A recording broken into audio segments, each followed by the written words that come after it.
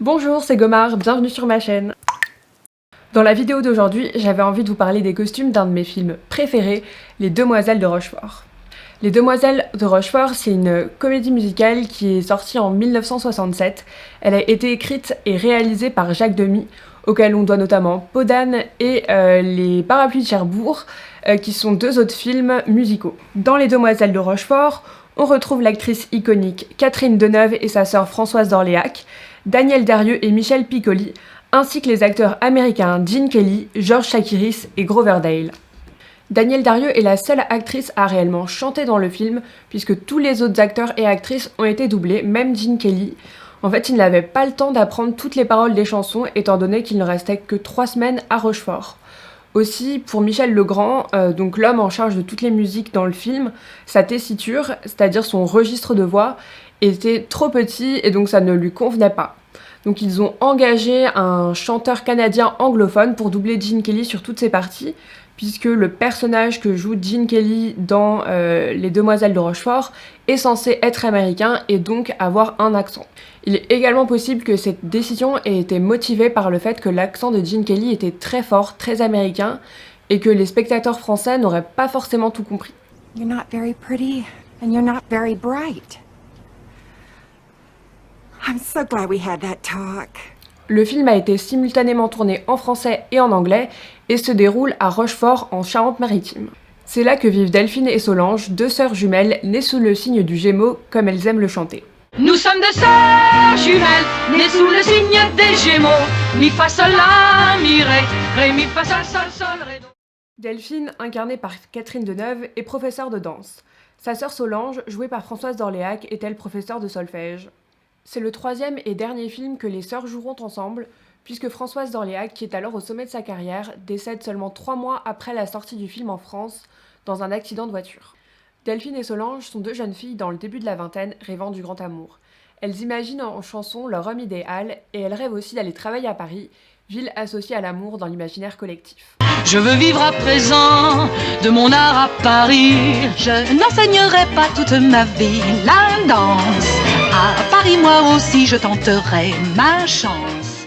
Elles ont été élevées par leur mère Yvonne, qui est jouée par Daniel Darieux, et qui tient un bar sur la place de la ville.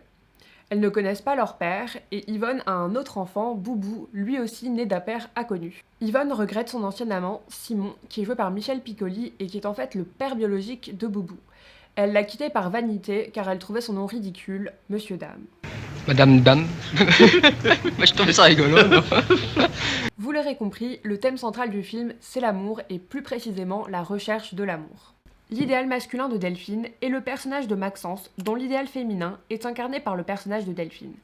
Pour Solange, son idéal est Andy, et vice-versa. Yvonne et Simon regrettent tous deux leur histoire passée. Le film est en fait un chassé-croisé continu entre tous ces personnages qui se croisent sans jamais se rencontrer tout au long de l'histoire. Par exemple, Solange, la fille d'Yvonne, voit à plusieurs reprises Simon puisque c'est son marchand d'instruments de musique, mais elle, Yvonne, ne retrouvera Simon qu'à la fin du film. Solange et Yvonne rencontrent aussi Maxence à plusieurs reprises durant le film, mais pas Delphine. La rencontre entre Maxence et Delphine n'est même pas filmée, elle est simplement suggérée dans la dernière scène du film où on voit en fait Maxence qui fait du stop et puis qui monte dans le camion des forains où Delphine est aussi. Ils ont tous de nombreuses opportunités de se rencontrer, mais les ratent. Par exemple, au début, Maxence va au bar d'Yvonne et il lui chante sa quête de la femme idéale. Ce après quoi, elle lui demande d'aller chercher son fils Boubou à l'école, car elle a peur que sa fille Delphine ait oublié d'aller le chercher. Il refuse car il est en retard au travail, et là, il loupe une belle occasion de rencontrer Delphine, puisqu'elle n'a pas oublié d'y aller. Du coup, ce sont les forains qui vont chercher Boubou à l'école et qui rencontrent Delphine. On a un peu l'impression que les personnages rencontrent tout le monde sauf leur âme sœur. C'est assez frustrant, mais au final, ça permet de tenir le spectateur en haleine jusqu'à la fin du film. Maintenant, nous allons nous attarder sur les costumes des personnages pour comprendre en fait quel est leur rôle dans le film. Les costumes du film sont typiquement 60s. On a beaucoup de couleurs, du blanc, des robes courtes, des mini sacs à main et quelques accessoires un peu extravagants. Dans les premières scènes, les forains arrivent sur la grande place de Rochefort, ils sortent de leur camion et commencent à danser sur la place. Les costumes des hommes et des femmes sont accordés, les vestes sont en peau couleur beige et leurs bas, des pantalons pour les hommes et des jupes plissées pour les femmes, sont blanc cassé. Les hommes portent des hauts et accessoires comme des foulards, rubans et bandeaux qui sont tous colorés. Les hommes ont eux aussi des chemises colorées, notamment Bill et Étienne, qui sont en fait les forains principaux, qui eux portent des chemises orange et bleues très vives avec cravate assortie. Tout au long du film, ces deux forains sont vêtus de pantalons blancs avec des bottes blanches assorties, et en haut, ils ont des chemises de couleurs extrêmement éclatantes et vives avec la cravate assortie. Ces couleurs vives traduisent leur personnalité juvénile et insouciante. Ce sont des adultes enfants qui sont simplement en quête d'amusement et de divertissement. Ils sont également des séducteurs, ces personnages sont simples et ne se posent pas trop de questions. Leur métier est d'ailleurs typiquement celui de la fête et du plaisir. Les couleurs vives et gaies portées par les danseurs et les personnages participent à donner cette atmosphère très joyeuse au film. Ces teintes renforcent l'apparence légère de la comédie musicale. Mais les couleurs ne sont pas choisies au hasard, elles servent souvent à montrer un lien entre les personnages. Par exemple, les couples de danseurs sont généralement assortis, notamment à la fin du film, lors de la dernière scène de danse sur la place de la ville où tous les couples ont une ou des couleurs en commun. Autres exemples, à la fin du film, lorsqu'Yvonne va rejoindre Simon, elle porte une robe jaune et lui a une chemise Vichy jaune et une cravate jaune. Aussi, à la fin du film, quand Solange retrouve Andy, ils sont tous les deux habillés en blanc, blanc cassé, et ils ont quelques teintes de couleurs mauve et rose qui sont quand même des couleurs assez proches. Les costumes féminins sont presque tous constitués de robes ou de jupes, notamment de jupes plissées très 60s, mais ça ne représente pas forcément la réalité, puisqu'à l'époque les femmes portaient déjà des pantalons. Néanmoins, ce côté costume très féminin renforce, accentue l'image idyllique du film. Maxence est un jeune marin faisant son service militaire à Rochefort. Il porte un costume typique de marin, vareuse blanche à poignée et col bleu et bonnet à pompons rouges appelé bachi. Ce bonnet, c'est l'un des symboles de l'uniforme de matelot de la Marine nationale française, et le ruban qui en fait le tour est censé en fait porter en lettres d'or le nom du navire auquel le matelot est rattaché. Là, sur le bonnet de Maxence, il y a écrit Rochefort, alors je ne sais pas si c'est une erreur et qu'on a mis le nom de la ville au lieu d'un bateau, ou si Maxence est vraiment rattaché à un navire qui s'appelle Rochefort. En tout cas, dans la symbolique de ce bonnet à pompons, le pompon est censé être un porte-bonheur. Initialement, le pompon était l'aboutissement de l'assemblage du bonnet tricoté d'une pièce, sa clé de voûte en quelque sorte. C'était aussi un repère rouge bien visible, pensait-on, si le marin venait à tomber à la mer. Le pompon protège également le haut du crâne, ce qui est bienvenu sur un navire de guerre où les coursives sont souvent étroites et les plafonds parfois bas. L'utile rejoint donc l'esthétique. Maxence a les cheveux d'un blond très clair lui donnant un air angélique. En fait, cette coupe de cheveux est un accident puisque les coiffeuses du film n'avaient pas le temps de coiffer Maxence, elles étaient trop occupées avec les coiffures des actrices. Donc Maxence a été envoyé chez un coiffeur local qui lui a fait une coupe courte et après lui a plongé les cheveux dans une bassine d'eau oxygénée, et quand Jacques Perrin, l'acteur de Maxence, a ressorti la tête de cette bassine, il était d'un blond peroxydé, ce qui a beaucoup plu à Jacques Demy.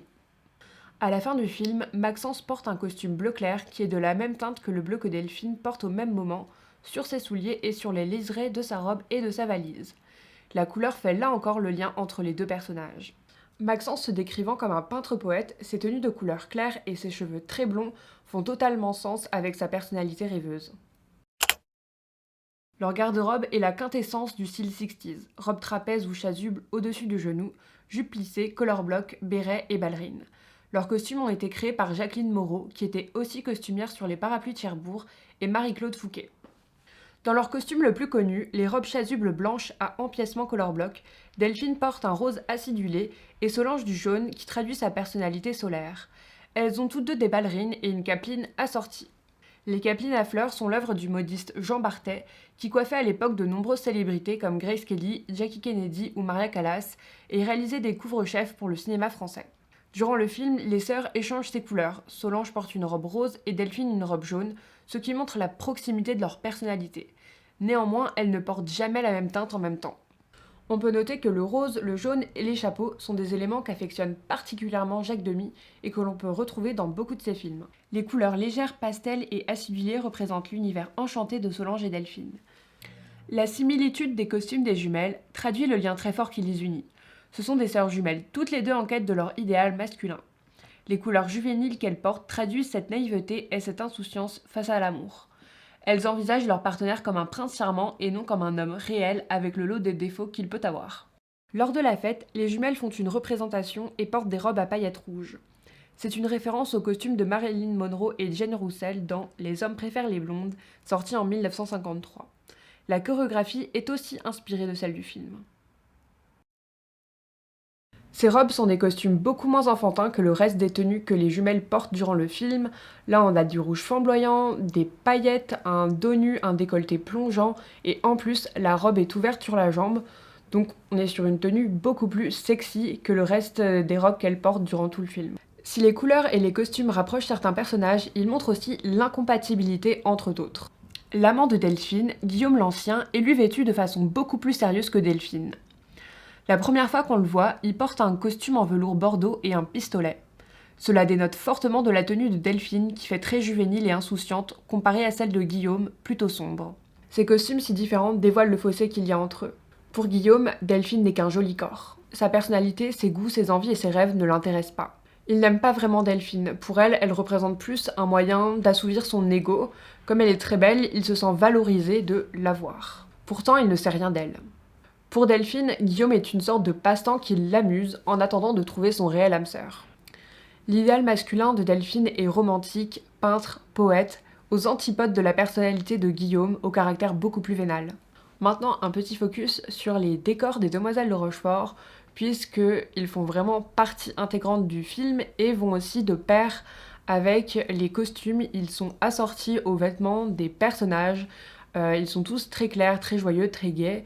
Et clairement, sans ces décors, le film n'aurait pas du tout la même atmosphère féerique, rêveuse et enchantée. Il faut savoir que la comédie musicale a été tournée en décor naturel et non pas en studio. Pour coller à l'univers féerique du film et aller avec les robes des jumelles, des centaines de volets et plusieurs façades de la ville ont été repeintes pour le tournage du film.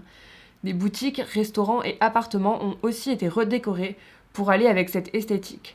Les tons clairs de la ville renforcent l'impression d'être dans un rêve enchanté. L'intérieur de l'appartement des jumelles est d'ailleurs rose et blanc, comme une maison de poupée. Néanmoins, le décor idyllique de la comédie musicale est quelque peu entaché par les défilés militaires et par le fait divers meurtrier qui se déroule au second plan. Cela révèle en fait le fond tragique des Demoiselles de Rochefort. Pour conclure, Les Demoiselles de Rochefort, c'est à la fois un film chanté et enchanté. Les décors et les costumes aux couleurs pastel renforcent cette impression d'être dans un rêve, dans un monde féerique. On chante l'amour dans un univers rose bonbon. À première vue, Les Demoiselles de Rochefort paraît vraiment être aux antipodes des Parapluies de Cherbourg, le précédent film de Deneuve et Demy qui est sorti 3 ans plus tôt, qui est un film vraiment assez triste. Néanmoins, Les Demoiselles de Rochefort n'en est pas moins très mélancolique, voire tragique. Les chassés-croisés des personnages tout au long du film sont remplis d'espoir, d'émotion et de déception. Paul Vecchiali, producteur et réalisateur français, résume parfaitement mon ressenti dans cette confidence à Demy. J'étais emmerdée parce que tout le monde disait « le film de Demy, c'est le bonheur ». Moi, j'étais sortie presque en larmes et c'était pour lui dire que je trouvais son film bouleversant, que je l'appelais. Jacques m'a alors dit que dans la première version du film, Jacques Perrin, Maxence, était écrasé par les camions des forains. C'est cela le fond de l'œuvre de Jacques. La vitrine est étincelante, audacieuse par ses couleurs, mais dans l'arrière-boutique se cache un regard cru, tragique, sur la vie et sur les personnages. C'est tout pour moi aujourd'hui, j'espère que vous avez aimé cette vidéo ou que au moins vous avez appris des choses. En tout cas, si c'est le cas, n'hésitez pas à mettre un petit pouce vers le haut juste en bas de cette vidéo. Et dans les commentaires, dites-moi s'il y a un film dont les costumes vous ont particulièrement marqué ou que simplement vous aimez beaucoup. Ciao!